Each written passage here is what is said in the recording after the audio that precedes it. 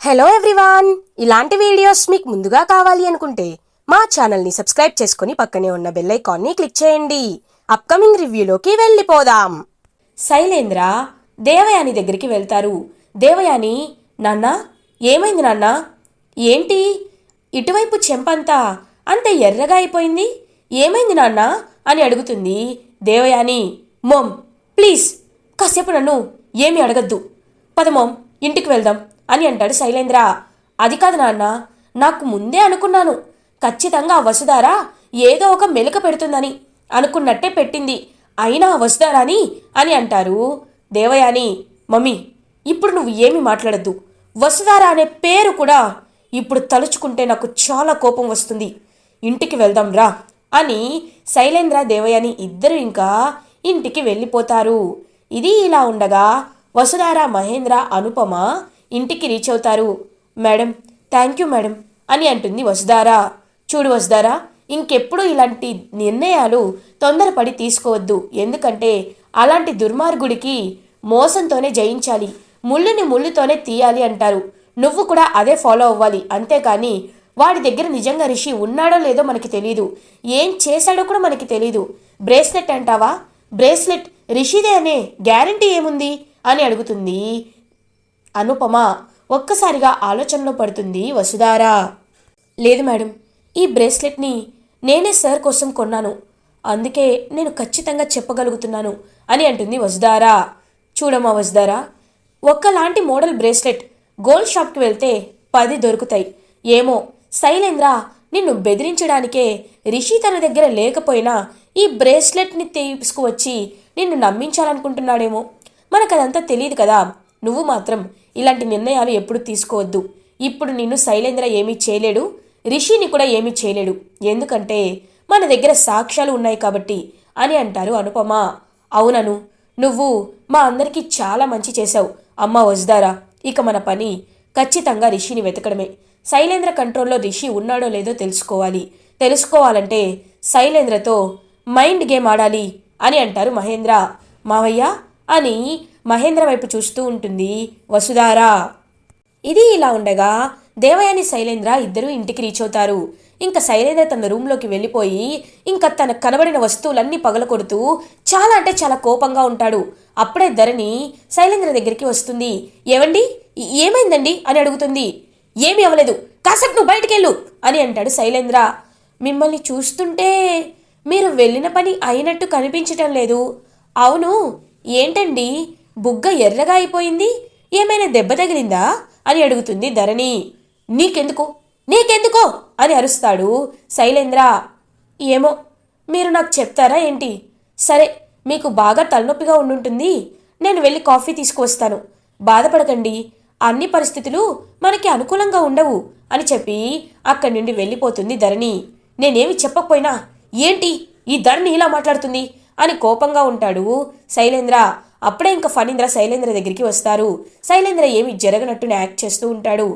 ఏంటి శైలేంద్ర, ఏంటేదో సౌండ్స్ వినపడుతున్నాయి అని అడుగుతారు. ఏం లేదు డాడీ అని అంటాడు శైలేంద్ర.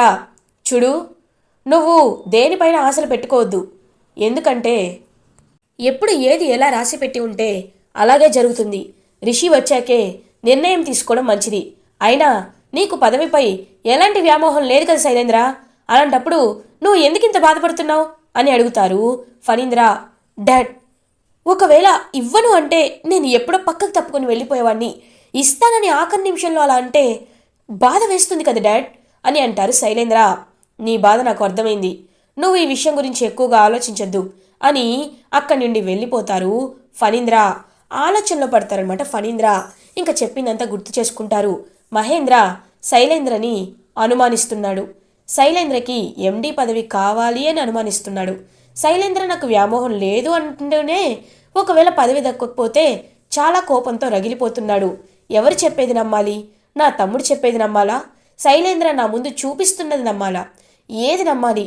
ఇంతకీ రిషి ఎక్కడున్నాడో ఏంటో, రిషి అసలు ఏమైపోయాడో ఏంటో ఏమీ అర్థం కావటం లేదు. రిషిని ఎలా వెనక్కి తీసుకురావాలి అని ఆలోచిస్తూ ఉంటారు ఫణీంద్ర.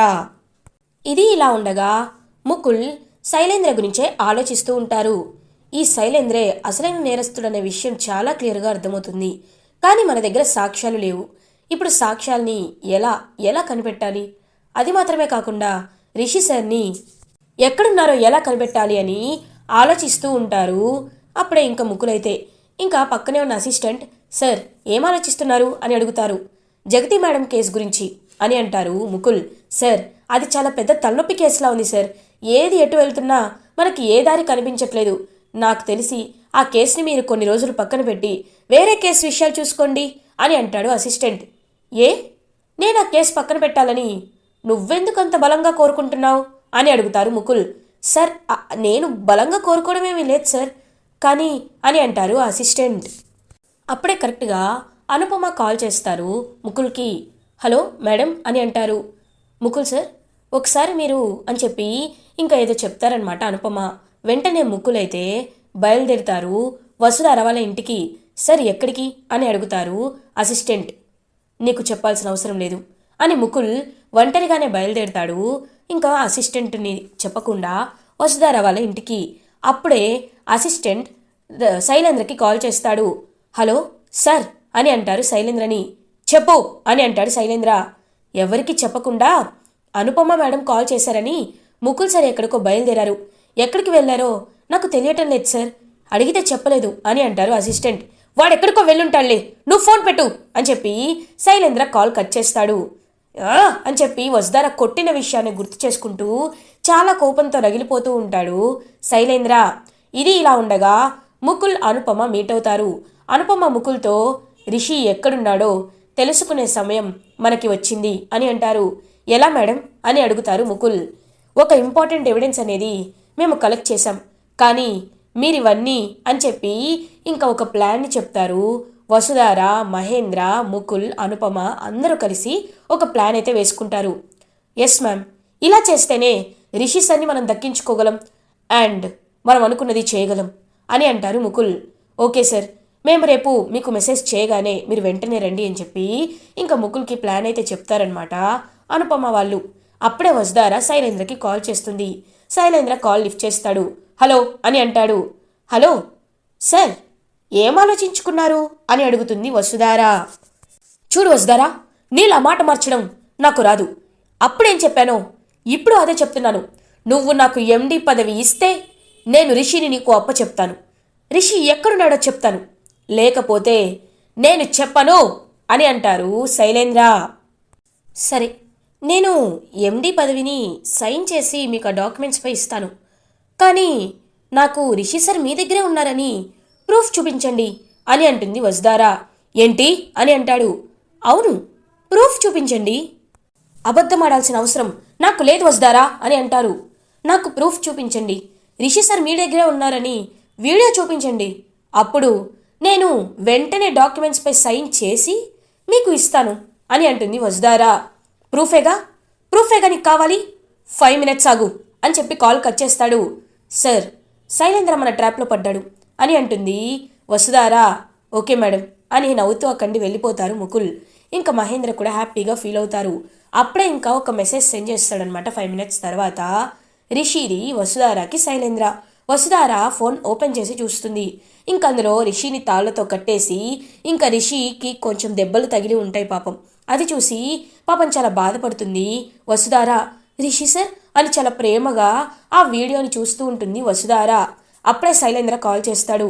హలో, చూసావుగా, వీడియో చూసావు కదా, ఇప్పుడైనా నమ్ముతావా రిషి నా దగ్గరే నా కంట్రోల్లోనే ఉన్నాడని అని అంటారు శైలేంద్ర. చూశాను, ఇప్పుడే డాక్యుమెంట్స్పై సైన్ చేస్తాను.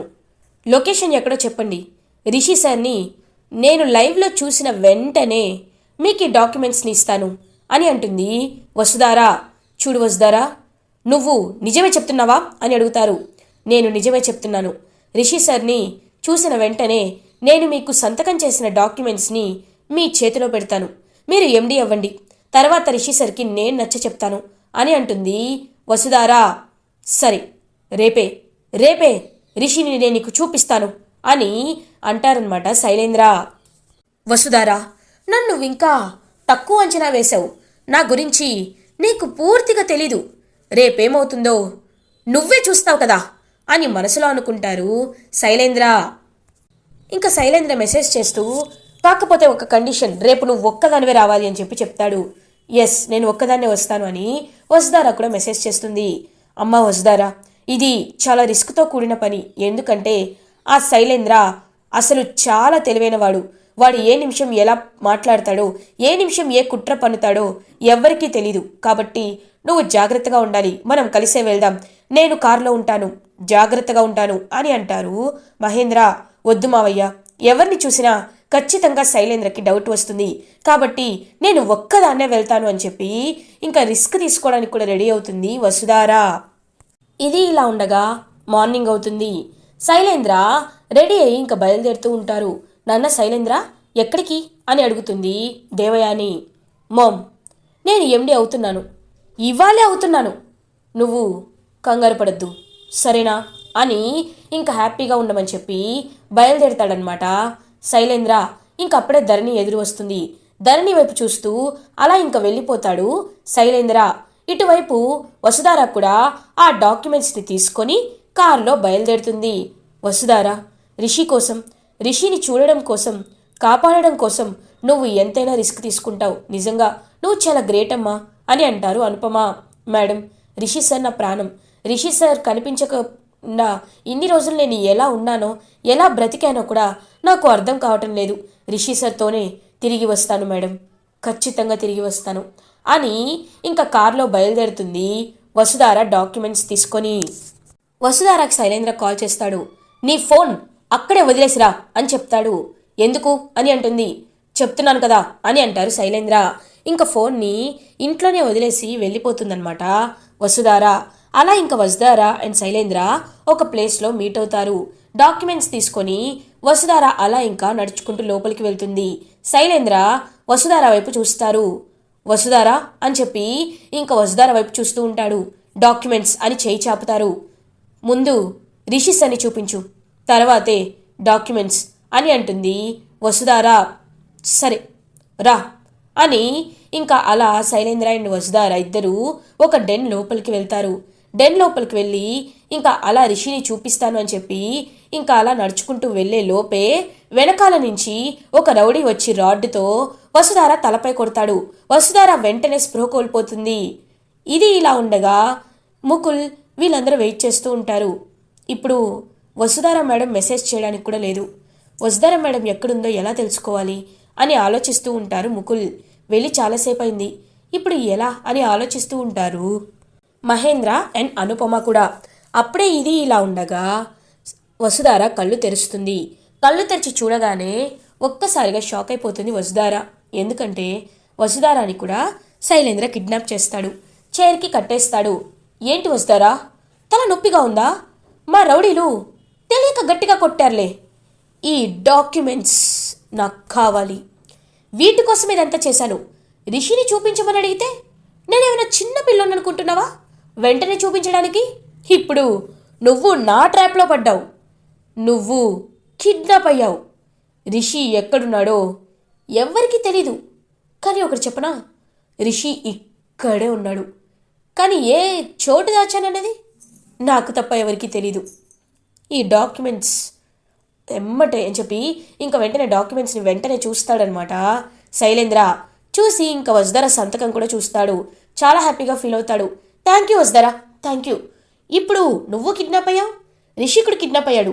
కాబట్టి బోర్డ్ మెంబర్స్ అందరినీ నేను కన్విన్స్ చేసి ఎండి నేనవుతాను. సంతకం కూడా నీది ఉంది కాబట్టి హ్యాపీ అని చెప్పి వెళ్ళబోతూ ఉంటారు. అప్పుడే చిటిక వేస్తుంది వసుధార. అని చెప్పి గట్టిగా నవ్వుతూ ఉంటుంది.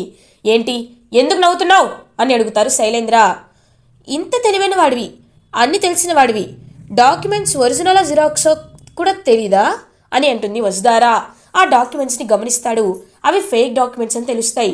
వసుధార అని చెప్పి ఇంకా వసుధార మెడ పట్టుకోవడానికి వెళ్తాడనమాట శైలేంద్ర. ఏయ్, నా గురించి నువ్వు తక్కువ అంచనా వేశావు. ఇప్పుడు నేను ఎక్కడున్నానో ఆల్రెడీ అందరికీ తెలిసిపోయే ఉంటుంది అని అంటుంది వసుధార. ఒక్కసారిగా షాక్ అయిపోతాడు శైలేంద్ర. ముకుల్ అప్పుడే ఒక ఆలోచన వస్తుంది ముకుల్కి. మనం వసుధార లొకేషన్ని కనిపెట్టలేం కానీ అని ఫ్లాష్ బ్యాక్కి వెళ్తాడనమాట ముకుల్. ముకుల్ ఎప్పుడైతే అనుపమ కాల్ చేసి రమ్మని చెప్తుందో అప్పుడే శైలేంద్ర వాళ్ళ ఇంటికి వెళ్తాడు. ఎవరికి తెలియకుండా శైలేంద్ర కార్ కింద ఇంకా రూటర్ పెడతాడనమాట. లైక్ లొకేషన్ని చూపించే లొకేటర్ని పెడతాడు. ఇంకా అది గుర్తు చేసుకుంటాడనమాట ముకుల్.